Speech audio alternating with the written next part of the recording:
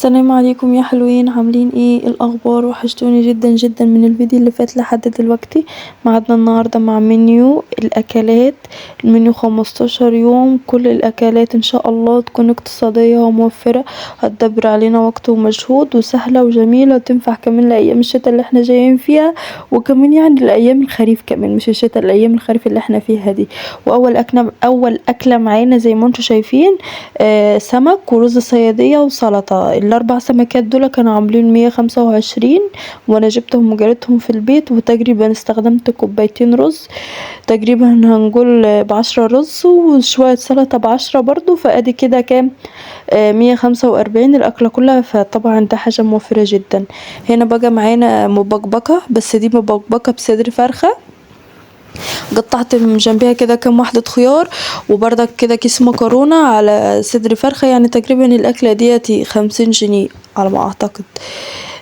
هنا بقى عملت الشكشوكة عملناها ازاي؟ حطيت 4 بيضات، اول حاجة حطيت على النار بصلة وطماطماية و3 فلفلات، حمرتهم كده مع بعض، وبعد كده حطيت في بولة كده على جنب، حطيت اللهم صل على النبي 4 بيضات وكوبايتين دقيق ورشة بيكنج باودر، وطبعا توم بودرة، بصل بودرة، فلفل، كمون، كزبرة، الحاجات اللي عندك دي، وخضرة، شوية خضرة، شبت على بقدونس وكده. وبعد كده بتقلب كل الحاجات دي مع بعض، وبعد كده بتحط عليهم الخلطة اللي احنا عملناها على النار، اللي هو البصل والفلفل والطماطم، بس يكون برد. بعد كده تحطهم على البيض، بعد كده تحط كل ده في الصينية. وعملت جنبيها بطاطس شيبسي وطماطم كده، حطيت عليها رشة ملح، ما عملتش طماطم مخللة عشان التوم وكده، ما احنا ملناش في التوم قوي. ايوه، حطيت مع الخلطة اللي على النار فص واحد كده من التوم مع الخلطة، فاهمين؟ وبس كده، دي العجة، وجنبها بطاطس شيبسي وجنبها طماطم، وده كان غدا بردك في يوم من ضمن الايام، وغدا اقتصادي جدا وصحي برضو. الأكلة اللي معانا بعد كده صينية فراخ في الفرن، بطاطس ني في ني، وفراخ، ومكرونة محمرة. أنا من عشاق المكرونة المحمرة، كمان بحبها جدا، بالذات المكرونة المرمرية الصغننة دي بحبها قوي. فديتي مكرونة محمرة، وهحط جنبيهم سلطة وعيش وبس كده. طبعا دي أكلة فيها قيمة غذائية بردك، وبردك اقتصادية. ده نص فرخة، يعني قولي النص فرخة، قولي الفرخة كنت جايبة الفرخة تقريبا في حدود 2 كيلو، والفراخ كانت عاملة 75، فقولي نص فرخة ده هاتي عامل 75 على كيلو بطاطس ونص كيلو مكرونة وشوية سلطة. شوية سلطة دول تقريبا نقول ب10 سلطة و10 مكرونة، لو نص كيلو على 75، ومعاهم كيلو بطاطس ب10، يعني 10 بطاطس و10 سلطة و10 مكرونة، دي 30 و70، 105، يعني الأكلة دي عاملة 105. تمام. الأكلة اللي بعد كده كشري اسكندراني، طبعا دي أكلة اقتصادية.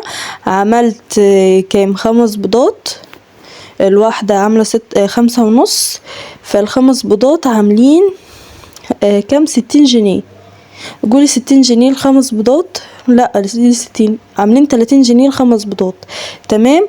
وكام راس طماطم على شوية رز، على يعني اصلا اقول كيب 7 رز على على ب5 عدس اصفر، يبقى كده 12 على، يعني قولي الاكلة اللي فاتت ديت عاملة معانا 50 جنيه، ده بالكتير كمان. هنا بردك اكلة اقتصادية. تمام. بصوا انا مش مرتبة الفيديو، مش مرتب، يعني هتلاقي ممكن اكلتين فراخ، اكلتين ورا بعض، واكلتين جرديحي ورا بعض. المهم هنا بردك بطاطس محمرة وطعمية من اللي احنا عاملينها في البيت، وبطاطس مهروسة، وطماطم مخرطة، طماطم شرايح، طماطم مرش عليها حبة ملح، وكان عندي زيتون بردك مخلي، وكم قرن فلفل كده بردك حشتهم كده، وبس كده. ده كان يوم من الايام غدا. اليوم اللي بعد كده طبق محشي، وحمرت جنبيه عيش في الفرن، انا بحطه في الفرن مش بحطه على البوتاجاز من فوق. ودي بطاطس مهروسة. طبعا انا كنت عامله محشي قبل كده، فده كان متبقي مني، فانا بعمل اكل من باقي الاكل اللي عندي. انا بحب اعمل جنب البطاطس المهروسه العيش اللي هو بيكون محمص في الفرن ده، باكل بيه البطاطس المهروسه، بيكون تحفه، بيكون جميل يعني كده، بحس انه بيخلي للبطاطس طعم، فاهمين؟ فجربوها وقولوا لي بتبقى حلوه. يعني هو اللي هو العيش اللي بنحطه جنب الكشري وبنحطه جنب العدس، هو دلوقتي هيبان معاكم، هو باين بس حته صغيره. المهم برضك البطاطس عملت ايه، حمرت بصله، يعني شوحتها كده على النار، وانا كنت سلقه البطاطس قبل كده وهرساها. هاخد البطاطس اللي انا سلقاها وهرساها، هحطها على البوتاجاز، تاخد تشويحه مع البصل وخلاص كده. واحط طبعا الملح والكمون، الحاجات بقى التوابل اللي عندك حطيها. كان عندي سلطه كول سلو، حطيتها كده جنب الاكل، وده برضك كان يوم غداء اقتصادي وجميل وموفر جدا، ويعتبر يعني من باقي الاكل. الكول سلو ده انا مش عاملاه مخصوص جنب الاكل، ده كان عندي قبل كده، كنت عامله اكل لسه هتجيلكوا الاكل يعني اللي انا كنت عامله فيها الكول سلو، فده كان متبقى عندي فحطيته جنب الاكل بس. يعني حتى ممكن تلاقوا السلطة ديتي متكرر معايا كذا مرة، علشان انا كنت عاملة منها كمية كتيرة، فاهمين؟ فالمهم يعني ده طبق محشي وطبق بطاطس مهروسة وعيش محمص وسلطة كول سلو. هنعمل نخش بقى على الحاجة الحلوة. معانا كده اهوتي صينية كنافة.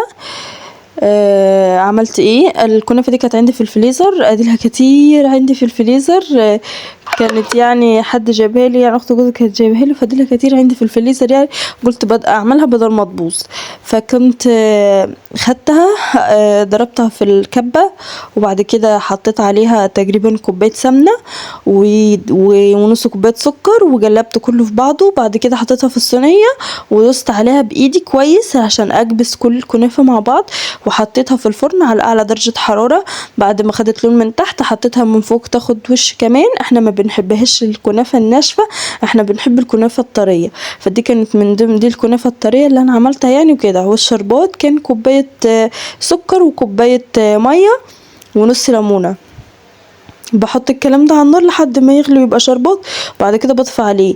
الكنافة بتكون سخنة والشربات بيكون سخن، وبتش عليهم، وبعد كده بقفل بعد ما بتش بغطي صينية الكنافة دي بحاجة لحد ما تطرى معايا وتبقى كويسة كده وتشرب كل الشربات. بعد كده بناكل منها وبتكون طعمها جميل، وبتكون شوربة الشربات بتكون طرية. دي الكنافة الطرية يعني للي حابب يعملها. بس كده ديت كده. بنتي طبعا بتحاول ان هي تساعدني في المطبخ. ما تنسوش طبعا تكتبوا لنا كومنتات حلوه زي ما بتكتبوا لي كل مره وبتدعوا لي في الكومنتات. ربنا يخليكم وما يحرمنيش منكم ابدا، والله حرفيا الكومنتات بتاعتكم جميله وبترفع من معنويتي وبتخليني يكون عندي طاقه ان انا انزلكم فيديوهات اكتر وكده. بصوا بقى شكل الكنافه، اصلا شكلها تحفه، كانت لونها من تحت احلى من لونها من فوق بصراحه، فكان شكلها جميل زي ما انتم شايفين كده اهو. هنا دي بقى الاكله اللي انا كنت عامله جنبيها سلطه الكول سلو. يعني انا كنت عامله اليوم ده السلطه عشان الاكله دي، فكانت الكميه كانت كبيره جدا، قعدت معايا كذا يوم اصلا، والكرومبه وشويه جزر وكده، فكانت الكميه كبيره، فاهمين؟ فحلو يعني، وفرت عليا ان انا اعمل سلطه كذا مره، وانا من محبي السلطه دي، بعشقها جدا جدا جدا. المهم دي فراخ بردك، دي كانت نص فرخه، قطعتها كده على كذا حتة، يعني انا بقطع الفراخ على كذا حتة. عملتها فراخ كنتاكي، وعملت سلطة كول سلو، وعملت جنبيها رز ريزون اللي هو بيكون فيه سكر وفيه عسل، الرز ده. وجنبيها بقى نوع من انواع المشروبات الغازية او مانجا او اي حاجة. انا حطيت نوع من انواع المشروبات الغازية، وهنا حطيت اكياس كاتشب لزوم التزيين والحركات يعني وكده، اللي هو اشدهم ان ياكلوا هم. اصلا دي اكلة يعتبر زي اكلة مطاعم وكده. وبس يعني انا حطيت برضك بيبسي المره ديت، ان في الوقت ده انا كنت هاكل انا واولادي بس، جوزي ما كانش موجود معانا في البيت. فطبعا احنا بنخليله من الاكل اللي احنا بناكل منه، علشان هو بس بيرجع متاخر، فاحنا مش بنقدر نستنى لحد ما هو يرجع يتغدى. ساعات بنستناه في الايام اللي هو بيجي فيها بدري، وساعات لا، لما بيرجع هو بياكل عادي لوحده. الاكله اللي بعد كده معانا فطير مشلتت من اللي انا عاملاه في البيت. شكله بص اصلا منفوخه عامله ازاي، منفوخه جدا، كانت سخنه جدا على ايدي، مكنتش قادره امسكها. فاحنا كنا بنحاول ناكل الوش، كنا بنفجعها كده من فوق وناكل الوش بتاعها كده. هي كانت جميلة جدا، وزي ما انتم شايفين كذا مرة اقول ان انا هصور معاكم طريقة عمل فطير المشلتت تاني، بصراحة بكسل. بس هي عامة موجودة عندي على القناة، انا مصوراها كذا مرة على القناة. في يعني طريقة عملها بالتفصيل، يعني للي حابب انه يدخل و... ويشوف طريقة عمل الفطير المشلتت. فهي كانت سخنة زي ما انتم شايفين، بس الولاد ما كانوش مستنيين، كانوا عايزين ياكلوا منها يعني وكده. فاديت كده كل واحد حتة صغنونة لحد ما تبرد شوية، تهدى كده شوية، وبعد كده نعمل بقى كده الاكل وناكل مع بعض. الفطيرة ديتي كانت يعتبر بكيلو دقيق ورشة ملح ورشة سكر، بس انا بكتر السكر مش رشة، يعني السكر بيكون كتير حبة.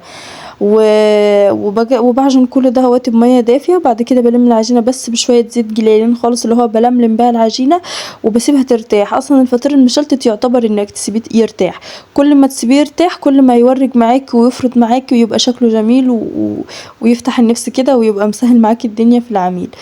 وزي ما قلت لكم، اللي حابب الطريقه بالتفصيل يخش على القناه بتاعتي، هيلاقي كذا مره انا عامله فيها الفطير المشلتت. المهم حطيت جنبيها عسل، وحطيت على العسل قشطة، وحطيت جبنة بالطماطم، جبنة قديمة. انا كنت مشترية الجبنة القديمة ب30 جنيه، حرفيا قاعد معايا شهر، علشان احنا ملناش في الحوادق، ملناش في الحاجة الحادقة قوي يعني. حتى تلاقوني انا ما بعملش مخلل، لما بيكون نفسي رايحة للمخلل بشتري ب10 جنيه، بيقعد معايا شهر، يعني بيقعد معايا كمية بيقعد معايا وقت طويل. المهم يعني بردك القشطة دياتي كانت عندي انا في الفريزر، طلعت كده من اللي هي مش اللبن، فانا طلعت منها حتة وحطيتها على العسل. الطبق ده اللي هما كانوا كلوا فيه فطير، فقلت بدل ما اوسخ اطباق تاني وكده، هما كده لسه واكلين فيه فطير ونضيف، فاخدته حطيت فيه الجبنه اللي هو المش اللي انا قلت لكم عليه، اللي اديله شهر عندي، وحطيت جبنه اللي هي ملح خفيف حته صغنونه، وبحط رشه زيت، وطبعا طماطميتين اللي انا مقطعاهم، وبقلب كله ده مع بعضه. بعد كده احط بقى كده في طبق كده عشان يبقى شكل الاكل حلو، ما يكونش الطبق ملغوص يعني وكده. وبس بردك دي كانت اكله جميله جدا، ويعتبر اقتصاديه، اصلا هي مش يعتبر، اكيد اقتصاديه وجميله. هنا بقى ده في يوم عملت فيه الهياكل زي ما انتم شايفين كده، وعملت طبق سلطه ورز بالشعريه وشويه شوربه لسان عصفور وشويه ملوخيه. وده بردك كان يوم اقتصادي، حرفيا اقتصادي بحت، مش مكلفك اصلا 30 جنيه على ما اعتقد، يعني حاجة بسيطة خالص، هنقول 50 جنيه. تمام، واكلة كده اقتصادية حرفيا بمعنى الكلمة. الاكلة اللي بعد كده ممبار وشوربة ممبار وملوخية فقط لا غير وعيش. انا بالنسبة لي ده كده تمام 100 فل و10. احنا بناخد الممبار، اصلا الممبار بيكتم على النفس عشان بيكون مليان رز، والشوربة بتاعت الممبار دي من احسن الشرب اللي انا بحبها، يمكن بحبها اكتر من شوربة الكوارع. ف عملت اهو. وبرضك اليوم ده كنت باكل انا وولادي، بس جوزي ما كانش موجود، فتلاقوني ساعات انا بغرف كميه اكل قليله او بحط كميه اكل قليله، علشان باكل انا وولادي اكلتهم اصلا بسيطه، وانا فيدوبك بس كده حاجه بسيطه كده بناكلها، ولما جوزي بيرجع بحط له اكل تاني لوحده. الاكله اللي بعد كده المره دي بقى كانوا ولادي نايمين، فاكلت لوحدي. فكنت عامله ايه، كنت عامله فراخ محمره وملوخيه ورز ابيض وسلطه بالفلفل بس، اللي هو طماطم وفلفل بس، حرفيا من السلطات اللي انا بحبها جدا، وكوبايه عصير مانجا. وكنت مروجة على نفسي كده ومدلعة نفسي اخر دلع، اللي هو يا بنت عيشي ملكة. وبس كده، ده كان بردك غدا في يوم من ضمن الايام. وبردك احنا عارفين ان يعني الفراخ اليومين دول رخصت، فاحنا اصلا مكترين اصلا في الفراخ في الفترة دي، يعني عشان الفراخ رخيصة وكده. المهم اللهم صل على النبي، ده يوم كنا طالعين في بره، فكنت عايزه اعمل اكل ينفع معايا لبره يعني وكده، فكنت اصلا لابسه وبقطع معاكم الاكل اهو.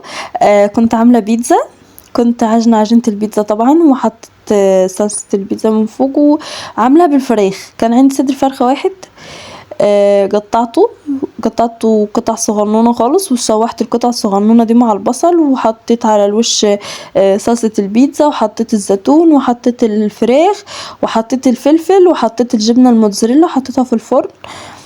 فبرضك اللي عايزة الطريقة بالتفصيل يخش بقى على القناة ويعرف كل حاجة بالتفصيل. انا بصراحة ما بحبش احط في المنيو بتاعي الوصفات نفسها او طريقة عمل الحاجة، عشان بحس ان اغلب الناس بتبقى داخلة تاخد الفكرة مش تاخد طريقة عمل الاكلة اللي هو في المنيو بالظبط، اللي هو عشان احنا بنحتار كل يوم هنعمل ايه اكل النهارده، هنعمل ايه اكل النهارده، احنا بنبقى عارفين هنعمل ايه اكل، احنا بنبقى عارفين اصلا طريقه عمل الاكله، بس دماغنا مش حاضره في دماغنا الاكله نوعها ايه، مثلا هنعمل ايه النهارده، نتغدى ايه كده، نتغدى ايه بكره.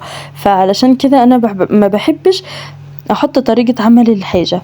بس لو انتوا حابين قولولي واضيف على المنيو طريقة عمل الحاجة برضو، اللي هو يعني بدل ما انزل لكم الوصفة بس، اللي هو او انزل لكم طريقة عمل الوصفة، فاهمين؟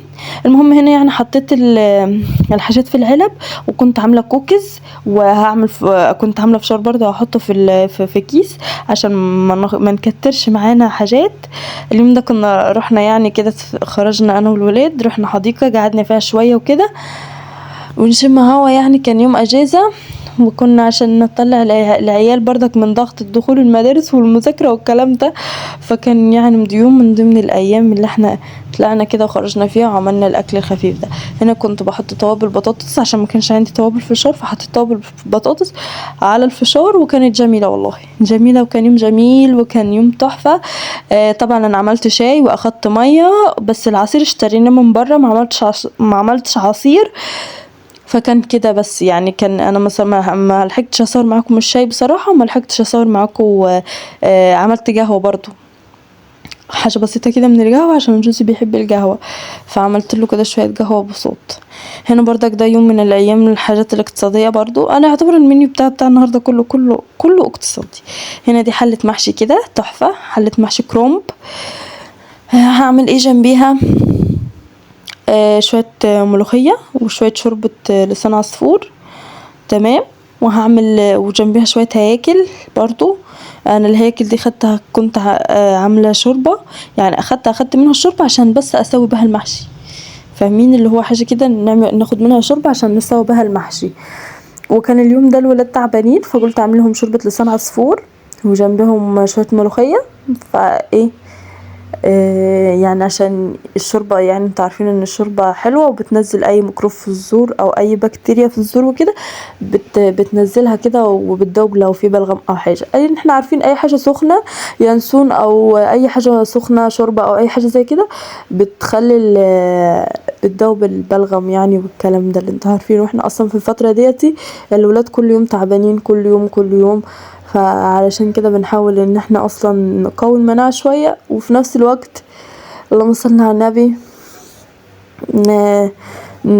نحافظ عليهم، يعني اهو بنعمل كل ما في طاقتنا ومجهودنا علشان خاطرهم. المهم برضو عملت كمان، حطيت سلطة كول ثرو جنب الاكل، تمام، علشان هي كانت عندي برضو وانا كنت عايزه اخلصها عشان ما تبص خساره، وانا ما بحبش ارمي حاجه عشان حرام.